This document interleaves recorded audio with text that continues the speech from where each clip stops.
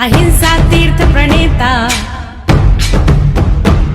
अहिंसा तीर्थ प्रणेता, जय जय हो भारत गौरव राष्ट्र संत प्रमुख सागर। स्वर्णिम स्वर्ण जयंती का अवसर ये महान है, मिलकर हम मनाएंगे गुरुवर देश की शान है प्रमुख सागर।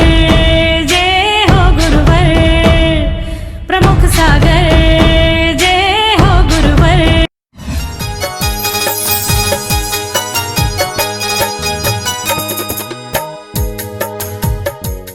धर्म ध्यान कैसे हो, कैसे हम अपने जीवन को उस धर्म की गंगा से जोड़ें। हमारे आचार्यों ने, ज्ञानी मनीषियों ने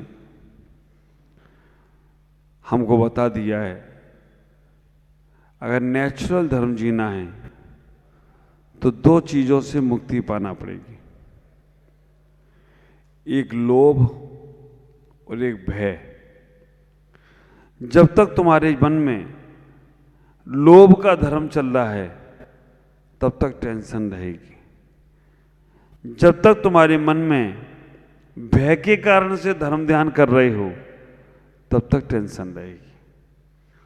और अक्सर हम अपने जीवन को उस परमात्मा के धर्म ध्यान से नहीं जोड़ पा रहे हैं। हमारे मन में ये भाव नहीं आ पा रहे हैं कि हम जो भगवान की पूजा कर रहे हैं तो क्यों कर रहे हैं, भगवान बनने के लिए। हम अगर आज साधुओं की सेवा कर रहे हैं तो क्यों कर रहे हैं कि साधु के गुण प्राप्त करने के लिए। अगर हम जिनवाणी को पढ़ रहे हैं तो क्यों पढ़ रहे हैं कि कुछ अच्छी बातें हमारे जीवन में उतर जाएं उसके लिए। जब तक हमारे मन में ये भाव, ये विचारधारा नहीं आएगी तब तक हमारा धर्म ध्यान लोभ और भय का होगा। और जब तक लोभ और भय के कारण से हम धर्म ध्यान कर रहे हैं तब तक सही मायने में हमसे हमारा धर्म ध्यान होने वाला नहीं। लोभ क्या, मंदिर जाएंगे तो लोग हमें धर्मात्मा समझेंगे, पूजा पाठ करेंगे तो हमें इस पूजा पाठ से पुण्य मिलेगा, और हम पुण्य मिलेगा तो हमें इससे स्वर्ग मिलेगा। ये सब लोभ की परिणति है। मंदिर जाएंगे लोग हमें धर्मात्मा समझेंगे, मंदिर जाने से हमें पुण्य मिलेगा, मंदिर जाने के बाद हमें स्वर्ग मिलेगा। ये सब जो लोभ चल रहा है ना, ये नेचुरल धर्म ध्यान नहीं होगा। विचार करना। भय क्या चल रहा है? भय ये चल रहा है कि मंदिर नहीं जाएंगे तो हमें पाप लगेगा। लोग कहेंगे ये धर्मात्मा कैसा है, ये कैसा जैन व्यक्ति मंदिर नहीं जाता है, मंदिर में कभी देखा ही नहीं है। ये भय, हमने अच्छा काम नहीं किया तो मर के नरक चले जाएंगे, ये भय। जब तक लोभ और भय से तुम मुक्त नहीं होगे तब तक तुम्हारा धर्म ध्यान रियल और नेचुरल नहीं होगा। हमारे मन में, हमारी भावनाओं में ये दशा आ जाना चाहिए, हम लोभ और भय से मुक्त कैसे हो सके। हमारी सारी की सारी जिंदगी लोभ और भय के कारण से विषम परिस्थितियों में पड़ चुकी। व्यापार करते हैं, बिजनेस करते हैं तो लोभ के कारण से कर रहे हैं, मंदिर भी जा रहे हैं तो लोभ के कारण से जा रहे हैं। आप ख्याल करो, जब हमारे मन में ये भाव आएगा हम कुछ पाने नहीं जा रहे हैं, हमारे मन में भाव आएगा हम तो अपने कर्तव्यों का पालन करने जा रहे हैं, हमारा नेचुरल जो जीवन जिया है, नेचुरल जो जीवन हमारा बना है वो भगवान की सत्ता को पाने के लिए है। लेकिन वो मिले या ना मिले, लेकिन हमारा वर्तमान का कर्तव्य है कि हमें धर्म ध्यान करना है, पूजा पाठ जो भी करना है, हमें इससे कुछ मिलेगा इसकी उम्मीदें छोड़ दो, इसकी चाह छोड़ दो। अगर हमारे मन में कुछ पाने की चाह है तो वही बनियागिरी चल रही है। हाँ, भगवान हमने एक नारियल चढ़ा दिया है आपको, मेरा एक काम हो जाए। भगवान मेरा एक काम हो जाएगा तो मैं एक बड़ा विधान कर दूंगा। भगवान मेरा का एक बहुत बड़ा हमने कुछ काम लिया वो हो जाएगा तो एक मंदिर में मूर्ति दान कर दूंगा। एक बड़ा पंचकल्याणक करा दूंगा। अगर इच्छाओं से सहित अगर आप कोई सेवा या कोई कार्य कर रहे हैं तो आपका दायरा बहुत सीमित है। विचार करो, आपका नलवाड़ी का मंदिर में कितने नारियल लटके हैं? 5-7। आचार्य दादा गुरु विमल सागर जी ने नारियल भेजे, ऐसे ही है ना?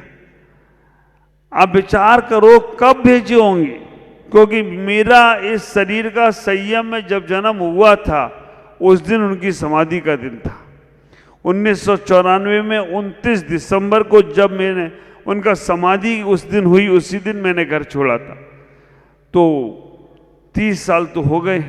उसके पहले कब दिए होंगे? आप विचार करके रखना। वो आचार्य दादा गुरु विमल सागर जी महाराज ने नलवाड़ी में 5-7 नारियल दिए और आज भी वो बेदी में टंगे हुए हैं। कोई स्वार्थ नहीं था उनका तुमसे, कोई भावना नहीं थी कि जे हमसे नारियल ले जा रहे होंगे तो हमारे पास दोबारा आए। और आप विचार करके रखना, वो नारियल आज तक खराब नहीं हुए, इतने सुंदर तरीके से टंगे हैं। ये उन बाबा का चमत्कार है कि वो नारियल आज भी मंदिर में सुरक्षित हैं। जब हम निस्वार्थ सेवा करते हैं तो वो निस्वार्थ सेवा हमारी सिद्धालय तक सुरक्षित होती है। निस्वार्थ हमारी पूजाएं होती हैं तो वो निस्वार्थ पूजाएं निर्वाण तक कार्य में आती हैं। निस्वार्थ जब धर्म होता है तो समझ के रखना कि वो जीवन में बहुत कुछ उपलब्धियां देकर आता है। जहां से स्वार्थ का बीजारोपण होता है ना, स्वार्थ का बीजारोपण का वृक्ष बहुत लंबा नहीं उठता है। जब तक फल नहीं आ रहे हैं तभी तक उसको पानी दोगे, फल आना बंद हो जाए तो उस स्वार्थ के वृक्ष को काटकर खाली मैदान भी कर लोगे। हमारे अंदर जब तक स्वार्थ की भावनाएं हैं तब तक हमारा वो कार्य पूर्णता को प्राप्त नहीं होगा। आचार्य दादा गुरु ने विमल सागर जी महाराज ने नारियल दिए, मंदिर में लटके, मंदिर का वैभव बढ़ रहा है, समाज का वैभव बढ़ रहा है। लेकिन एक बात का मुझे दुख था, है और रहेगा भी शायद, उन आचार्य दादा गुरु विमल सागर की फोटो मंदिर में नहीं लगा पाया।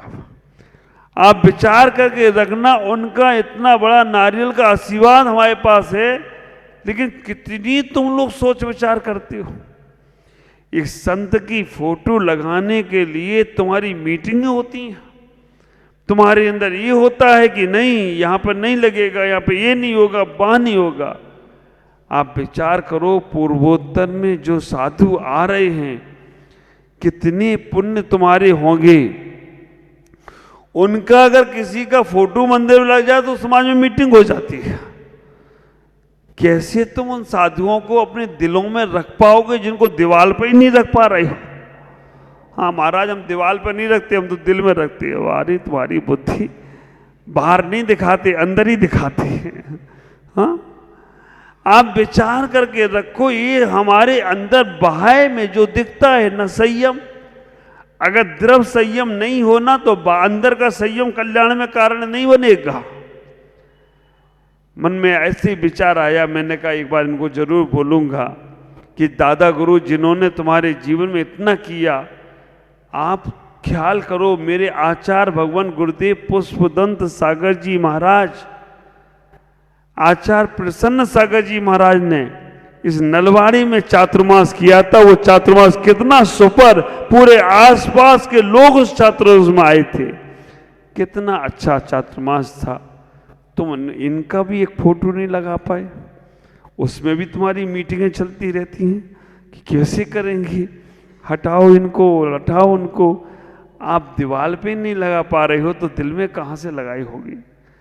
विचार करना, हम अपने जीवन में इतना ही सोचने का प्रयास करें। हम अपने जीवन में इतना ही सोचें कि हम कहाँ स्वार्थ में हैं और कहाँ निस्वार्थ में हैं। साधु संतों को कोई फर्क नहीं पड़ता है ना, साधु संत इसलिए निकले हैं, लेकिन तुम्हारी श्रद्धाएं, तुम्हारी आस्थाएं, तुम्हारी भावनाएं नेचुरल होना चाहिए। आप विचार करो, नेचुरल तुम्हारी भावनाएं होना चाहिए। तुम्हें तो ये सौभाग्य मिलना चाहिए, तुम्हारे बच्चे जब देखें, कहो उनसे कि ये साधु हमारे पूर्वोत्तर में आए थे। कोई 20 साल पहले दया सागर जी आए थे, जिन्होंने पूर्वोत्तर में साधुओं का मार्ग खोला।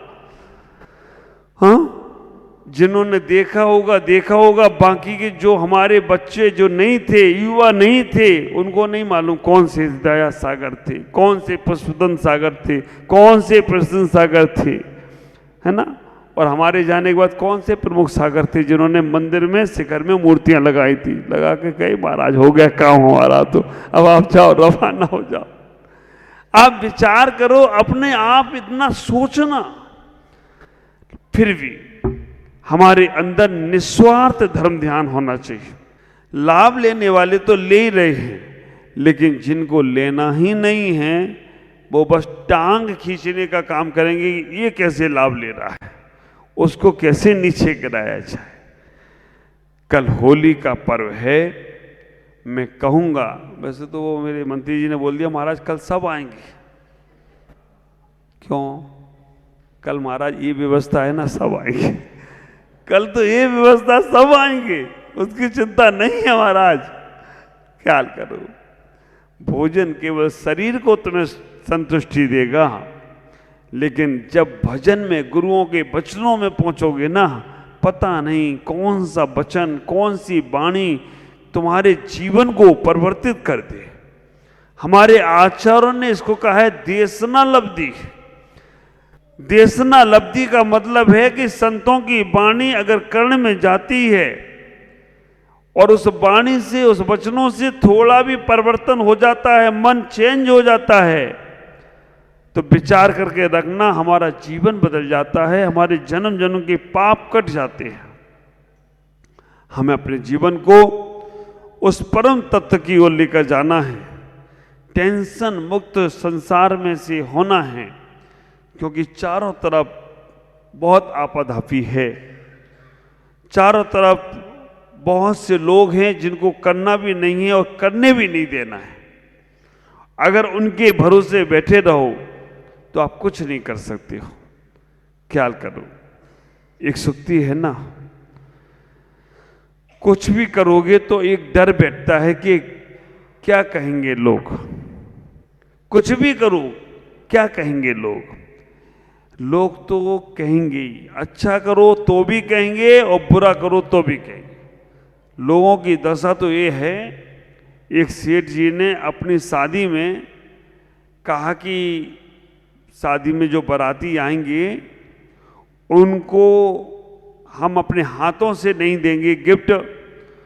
उन्होंने एक मटका रख दिया बाहर, और मटके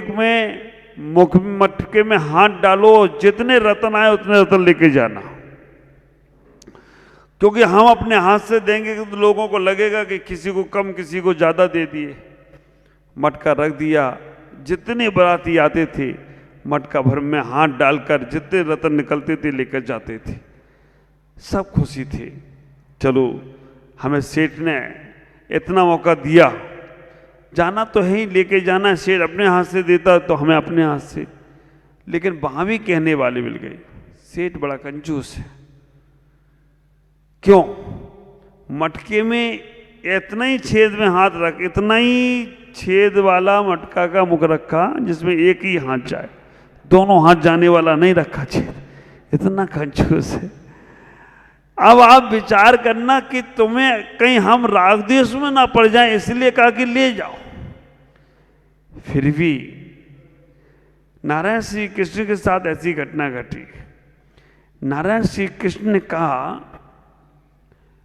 कि अर्जुन ने कहा नारायण श्री कृष्ण से, दान तो हम भी देते हैं, फिर भी नाम करण का ही होता है, मेरा क्यों नहीं होता है?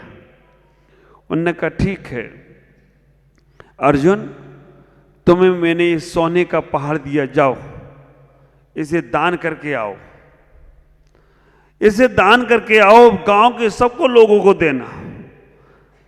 ठीक है, अर्जुन गए उस सोने के पहाड़ में से सोना निकालते थे, देते थे, निकालते थे, जितना देते थे उतना बढ़ जाता था, जितना देते थे उतना बढ़ जाता था। 24 घंटे में उन्होंने कहा ये तो कम ही नहीं हो रहा है, बढ़ते ही जा रहा है, बढ़ते ही जा रहा है। उन्होंने आकर कहा कि भगवान मैंने दिया वो पहाड़ तो कम ही नहीं हो रहा, बढ़ रहा है। उन्होंने कहा ठीक है तुमने बहुत दिया, फिर भी नामकरण का ही क्यों होता है। उन्होंने कर्ण को बुलाया, कर्ण से कहा जाओ तुम्हें ये पहाड़ दिया, इसे पूरा दान करके आओ। ठीक है, नारायण श्री कृष्ण की बात सुनकर कर्ण भी गए। पहाड़ बड़ा सा था।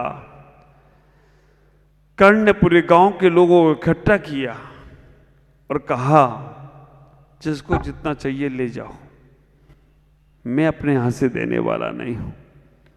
आप विचार करके रखना, न देने का काम तो अर्जुन ने भी किया था और देने का काम तो कर्ण ने भी किया, नाम कर्ण का ही हुआ। अर्जुन ने किसी को मना नहीं किया, लेकिन अर्जुन के देने में यह भाव था कि मैंने दिया, मैंने किया। कर्ण के मन में विचार ही नहीं आया। कर्ण ने कहा नारायण श्री कृष्ण ने दिया है और आपको लेना है तो ले जाओ, मेरा क्या है। फिर उनका नाम अपने आप हो जाता है। विचार करने, सोचना कि देने वाले और कहने वाले तो मिलेंगे ही मिलेंगे, उनकी परवाह ना करें। हमें अपने ध्यान को, अपने धर्म ध्यान को अच्छे से करना है। मान सम्मान की चाह से रहित धर्म ध्यान ही टेंशन मुक्त धर्म ध्यान होगा। हमारे अंदर लोभ और भय से रहित जो धर्म ध्यान होगा वो ही सच्चा धर्म ध्यान होगा। हम अपने कर्तव्यों का पालन करें, परमात्मा से कुछ भी मांगने का प्रयास ना करें। अगर बेटा बाप से हमेशा मांगता ही रहता है, भक्तामर में एक श्लोक आया है, डॉक्टर के पास जाओगे कुछ भी मत कहो, डॉक्टर जो कर रहा है करते करते देखते जाओ, देखते देखते ही तुम्हें डॉक्टर की दवाइयों के नाम याद हो जाएंगे, डॉक्टर कैसे इलाज करता है वो पता चल जाएगा। तो आप विचार करना, इतना ही सोचना कि हम अपने जीवन में अच्छे कार्य करते चले जाएं। अच्छे लोग अपने आप उस कार्य की सराहना करेंगे, उस कार्य को बहुत अच्छा कराने का प्रयास करेंगे। और अगर हमारे मन में उस कार्य को करने के बाद उसकी चाह आ गई और वो कार्य नहीं हुआ तो मन दुखी होगा। आप सब लोग अपने जीवन में इतना ही सोचें, हमें इस टेंशन भरी जिंदगी में धर्म ध्यान करना है, निस्वार्थ भावनाओं से करने का प्रयास करें, स्वार्थ ना रखें, तभी तुम्हारे जीवन का कल्याण होगा। और कोई लोभ नहीं, कोई डर नहीं, हमें हमारा कल्याण करना है। हम कैसे करेंगे ये हमारे ऊपर डिपेंड होना चाहिए। आज इतना ही कहूँगा। नलवाड़ी समाज, आप अपने जीवन को बहुत व्यवस्थित बनाने का प्रयास करें। समय ज़्यादा नहीं है, साधुओं का समागम जो मिलता है उसे अजय और अमर करने का प्रयास करो। पहली बार में भगवान का निर्माण कराया, मूर्तियाँ विराजमान करी, दूसरी बार में पंचकल्याणक भी हुआ और तीसरी बार में होली का कल जो कार्यक्रम होना है पूरी समाज उसमें उपस्थित होगी। तो मैं इतना ही कहूँगा कि आप अपने जीवन में कुछ और अच्छे कार्य करने का प्रयास करो, जिससे तुम्हारा जीवन बहुत आनंदित हो। आज इतना ही। ओम नमः जय गुरुदेव।